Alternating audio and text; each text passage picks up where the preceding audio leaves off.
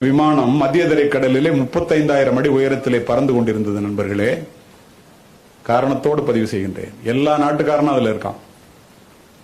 திடீர்னு ஒரு வெடிச்சத்தம், புகை மண்டலம், மரண ஓலம். காக்பிட்ல இருந்து பைலட் வெளியில ஓடியாந்து சொல்றாரு, என்ஜின் ஆஃப் ஆயிடுச்சு, கடல்ல விழ போறோம், எல்லாரும் லைஃப் ஜாக்கெட்டை போட்டுங்க. நடந்த சம்பவம். துணை விமானி மட்டும் விடாம என்ஜின் ஆன் பண்ணி பார்த்துட்டு இருக்கான். 20,000 அடி உயரத்துக்கு வந்துருச்சு. மயான அமைதி. யாராவது அதுக்கப்புறம் பேச முடியுமா? அடுத்தது 5,000 அடிக்கு வந்துருச்சு. துணை விமானி வெளியில ஓடியாந்து லைட் எரியுது, கிரீன் லைட்டுங்கிறான். விமானி போய் காக்பிட்ல உட்காந்து முயற்சி பண்றான்.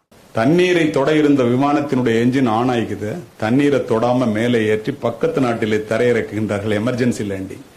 பத்திரிகை துறை நண்பர்கள் எல்லாரும் கேட்கறான், கடைசி இறப்பினுடைய விளிம்புக்கே போயிட்டு வந்துட்டீங்களே, கடைசியா என்ன நினைச்சீங்க? ஒருத்தன் மனைவியை சொல்றான், ஒருத்தன் நாட்டை சொல்றான், ஒருத்தன் வீட்டை சொல்றான், ஒருத்தன் பேங்க் பேலன்ஸை சொல்றான்.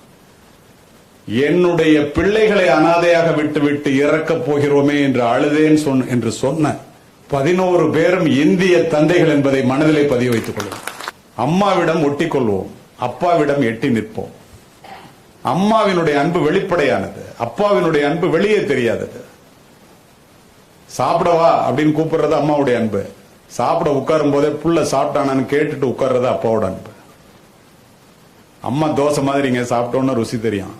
அப்பா தோசை கல்லு மாதிரி என்ன சூடு படுறாருங்கிறது ஒருத்தனுக்கும் தெரியாது. சொல்லனாக்க வேற யாராவது சொன்னதான் தெரியும்.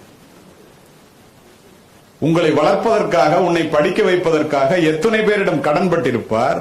அந்த கடன்களை அடைக்க முடியாமல் எத்தனை அவமானங்களை சந்தித்திருப்பார், எத்தனை இரவுகளை கண்ணீரிலே கழித்திருப்பார்.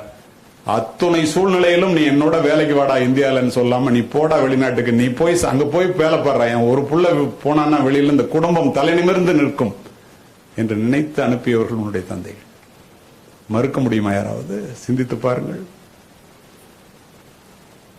நீ எல்லாம் எங்கடா உருப்பிட போற அப்படின்னு சொல்லிட்டு என் புள்ள எப்படியாவது உருப்பிடணுமேன்னு கடவுளை பார்த்து வேண்ட ஒரே ஜீவன் உலகத்துல அப்பா மட்டும்தாங்க.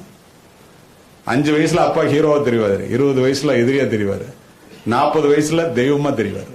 நம்ம புள்ள வளரும் போது இதை ஏன் சொல்றேன்னா, காலிலே அருந்த செருப்பையும் 4 முழ நைந்து போன வேஷ்டியையும் அரைக்கை சட்டையையும் போட்டுக்கொண்டு உங்களுக்கு ஃபுல் பேண்ட் ஃபுல் ஷர்ட் வாங்கி கொடுத்து விமானத்துக்கு டிக்கெட் எடுத்து கொடுத்து நீ போய் வெளியில வேலை பாடுறா என்று அனுப்புகின்ற தந்தைகள் பெரும்பாலும் இந்தியாவில் மட்டுமே இருக்கின்றார்கள்.